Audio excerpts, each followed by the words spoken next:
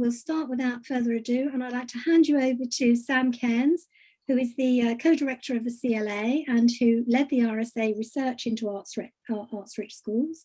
So over to you, Sam, and thank you very much. Thank you, Lorraine. Yes, hi everyone, I'm Sam Cairns. I appreciate that some of you can't get cameras on and they're not working, but it'd be fantastic to have a sense of who's in the room. So it'd be great if you could introduce yourselves in the chat. So just maybe your name, your school, and anything else you want to add on this fine, slightly hazy, overcast day in Winchester for me. I'm really pleased to be here and to be, I'm really looking forward to hearing about your experiences as we go on. I'm going to share my presentation in a moment, so it's going to be a PowerPoint on the screen, and I'm going to talk you through the ArtsRich Schools report that I helped write when I was working at the RSA on their Learning About Culture project. But I just wanted to do a couple of housekeeping things for me. So one is, if while I'm talking, questions pop into your mind that you'd like answers, please just pop them in the chat and we'll make sure we've picked them up by the time we finish and close today. So, and it's really helpful if you write question in front of it and then whatever comment you want to make. And the other thing I just want to say that because the presentation will take up most of the screen, I can only see a few people anyway. So we're already tired. It's nearly the end of term. Some of you may have been on laptops most of the day. It's absolutely fine during the presentations if you want to turn your camera off, just to give yourself a bit of less cognitive load to be bearing while I'm talking. But please, when we go into the breakout groups, if you can, do put your cameras back on and share with your colleagues. They'll be much smaller groups. So I'm going to start my presentation up now, which will probably take me a few seconds just to get it perfect before I share it with you.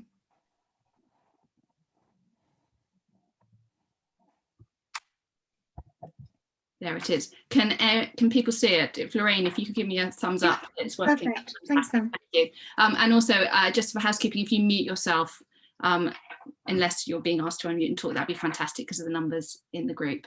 So as Lorraine's already said, I am co-director of the Cultural Learning Alliance. If you're not familiar with the Cultural Learning Alliance, we exist to champion a right to arts and culture for every child. It's run by myself and Lizzie Crump as co-directors. And we are very bought into what we think is the value of an arts-rich education, of an arts-rich childhood for children and young people. And I believe that's important because of the evidence base. I was, oops, just trying to move my slide on, there we go. Cultural Learning Alliance is a small organisation. We're funded by trusts and foundations, and Lizzie and I are part-time, which means I can also take on other roles. And so I was lucky enough last year to take on a paternity leave cover with the RSA, and I was helping run their Learning About Culture project, which was a £2 million project, and it had 3 distinct projects within it. One is randomised control trials with the Education Endowment Foundation, which you may be familiar with. They do lots of different types of randomised control trials, and they're looking at the evidence base around what works in education. They are doing randomised control trials at the moment that are actually reporting on the 23rd of July, and they've been looking at 5 arts interventions, 2 at Key Stage 1 and 2 at Key Stage 3. So some very specific areas to see what the impact might be around social outcomes, creativity, and also some far transfer effects, anything around writing. So that's one part of this big project, Learning About Culture. There's also an Evidence Champions Network, which is people thinking about how they use evidence in their work. And the final bit of work is some reports, and one of them was about ArtsRich Schools. And the question that we wanted to ask ourselves as part of that research is, what enables and motivates some schools to put the arts at the heart of learning? So why would you do it? Why is it important, and how do you do it? So that's what I'm hopefully going to tell you about today and give you some things to take away with by the end of it. But the first thing I wanted to talk about was why would you want to be an ArtsRich school? Why is it something that people would want to aspire to? So I think from my work with Cultural Learning Alliance, which looks at the evidence base around arts and what the different studies that we can pull together to sort of create the sort of overarching why would you do this, and actually I have to share that with people. I think there's sort of these 5 different areas where I think you see outcomes from an arts education for children and young people. The evidence base for this, this is drawn from our key research findings. So if you go to our website and click on the evidence tab and go through to key research findings, you can find it would go down into all the different studies that this is all based upon, so that we've drawn all these conclusions from. We've only used things which are either cohort studies, where there's sort of 25,000 children in an American cohort study that we look at. There's an Australian cohort study which has 8,000 children called NPLAN, and there's UK cohort studies from 58, 1970, and the Millennium cohort study. And we also look at evidence where people are using control groups. Quite a lot of work which is very specific and not as useful, and there's also quite a lot of work where there weren't control groups. We don't tend to cite those ones because we feel they're not as strong. But based on those cohort studies and those studies with control groups, I think that we can say that there are these 5 outcomes from an arts-rich education. So there's some outcomes around supporting children and young people to develop skills and behaviour that help them do better in school. There's some outcomes around equity and social justice in terms of enhancing the life chances of a child. There's some outcomes around mental health and well-being. So I think you can make the statement that engaging in structured arts activities help make children and young people happier and healthier. Employability outcomes. There's some evidence that studying arts at schools makes young people more employable, whatever career they choose to go into. And some things around engagement in our national life, in your communities, that engaging in the arts seems to drive more engagement than, say, engagement in other extracurricular activities such as sport. I'm going to drill down into that a little bit just for a couple more minutes, and then I'm going to talk about the arts-rich stuff about, hopefully I will have convinced you why you want to be arts-rich. So in terms of education and skills outcomes, what the evidence base there's a few different things that we're drawing on. So there was research done, so there was a meta-analysis done in 2010 by the department for, as it was then, they changed their name, they're now Digital Culture, Media and Sport. They were before the Department of Culture, Media and Sport, so DCMS. They did a case review, and in 2010 they concluded that when they looked at a study of lots of different other ones, they felt that participation in structured arts activities, that was the key thing, it had to be structured, organised, focused, which I'm sure you see with outcomes in your own planning and curriculum planning. Engagement in structured arts activities could increase cognitive abilities by between 16 and 19%, and there were increases in transferable skills such as confidence, communication of between 10 to 17%. So I think when you're looking at that, they are skills that help young people do better in other subjects, so there's far transfer effects. So there is something going on, but it's not entirely clear what the mechanisms are for why arts makes that difference, but it appears to. There's also the stuff around equity and social justice. So there's some things about children who are experiencing disadvantage. If they have an arts-rich education, they appear to end up with similar outcomes to their peers who are not experiencing disadvantage. So the US cohort study I talked about, they looked at children from low socioeconomic background, so SES children. Children who had lower socioeconomic backgrounds, when they compared them, the ones who had arts-rich education, to their peers in the same group who did not have arts-rich, they did lots of sport instead. The children who did arts-rich were 3 times more likely to get a degree. And they said lots of their other outcomes were very similar to their peers who were wealthier. So I think there's really something about providing an arts-rich education, helping children and young people who are experiencing disadvantage to get the same benefits that the middle-class children get. The reason I invested in this work is that I think access to education is a social justice issue. I think when you look at the evidence across all these different areas, and you think about the fact that children from wealthier families tend to get access to arts as a matter of course at home, their parents pay for instrument lessons, they're taken to the theatre, they're taken to museums, they're engaged at home in those ways. And we also see that children experiencing disadvantage often do not get that. So that if you look at the DCMS taking part data, children experiencing, well, some children get very little arts access, and for some of them it's only through school. So if it's true that the arts give you this uplift and only wealthy children get it at home, then it's incredibly important that there is arts in schools to provide that equity and to try and reach some social justice. I also think there's an imperative around having an arts-rich curriculum that reflects the lived experiences and heritage of young people, and how that supports them to develop cultural capital and to feel recognised and seen, and the wider benefits you then get in terms of their engagement in education. If you're thinking about representation in your curriculum or being anti-racist within your school, there's some really good work that's been being done by the subject specialist associations. So NSEAD, which is the National Society for Education, Art and Design, have published some research or some resources and toolkits, for example, and I'm very happy to say more about that if that's of interest at the end. Do pop a question in the chat.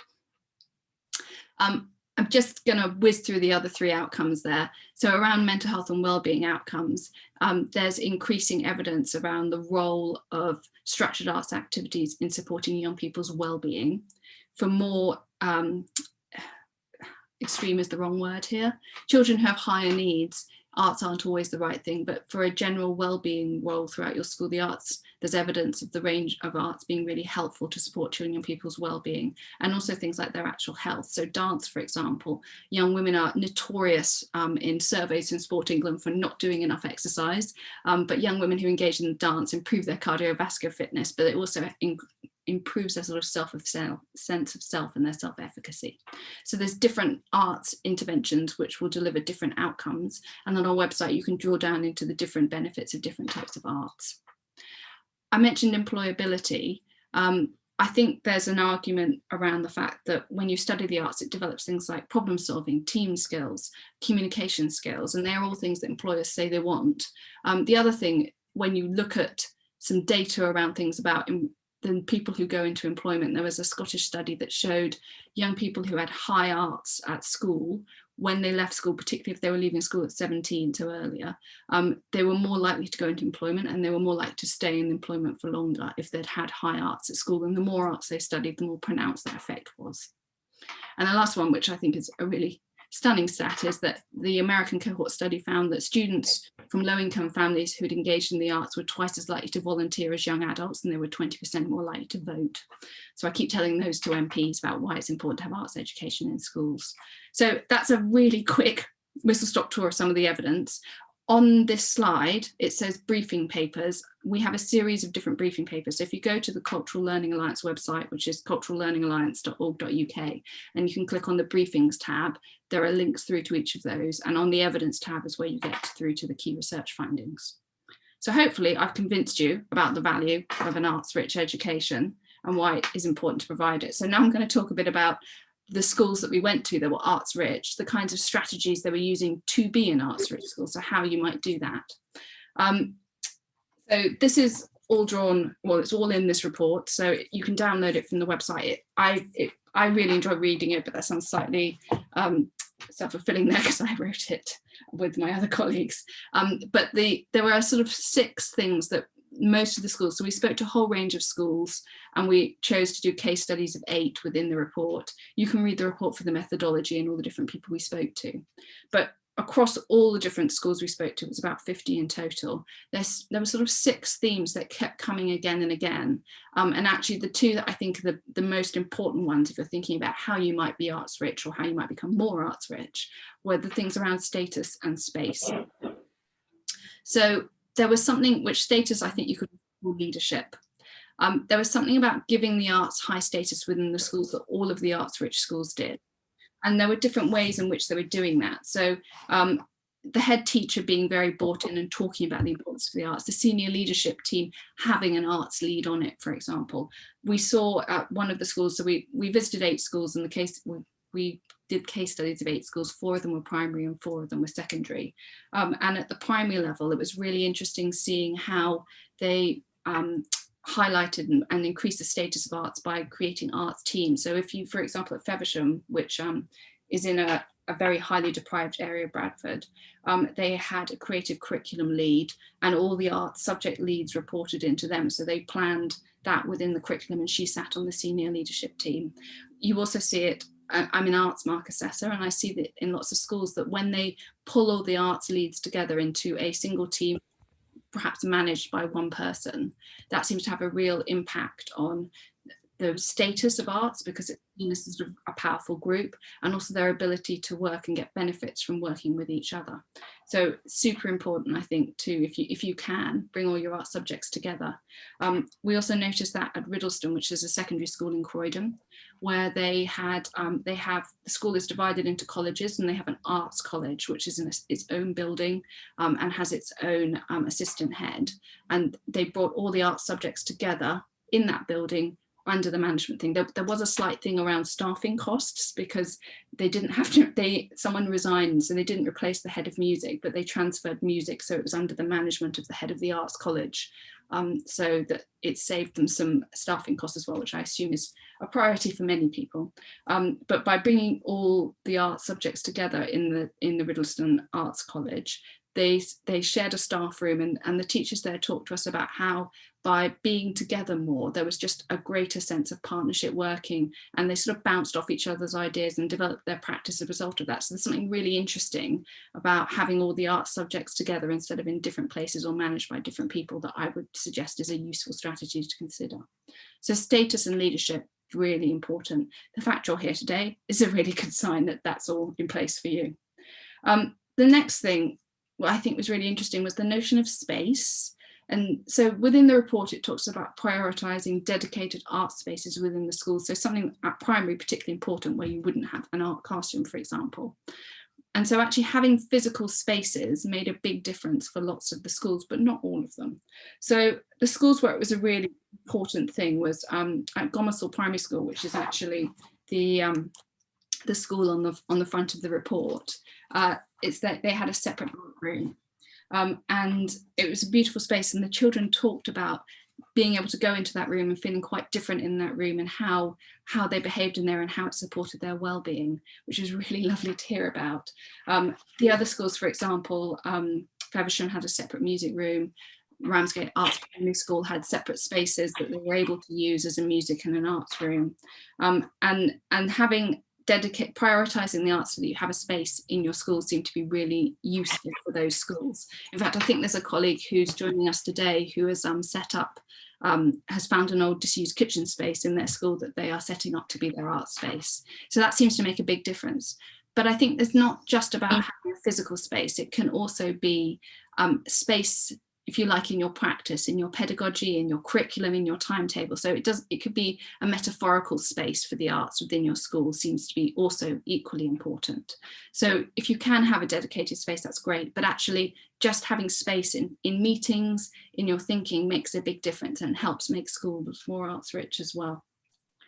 The next thing that we really saw, and I think when I'm asked at Cultural Learning Alliance what I think would make the biggest difference in terms of that social justice thing and access to the arts, I always say it's always about teachers, it's about staff, because actually what we saw was prioritising specialist staff across the schools made a big difference.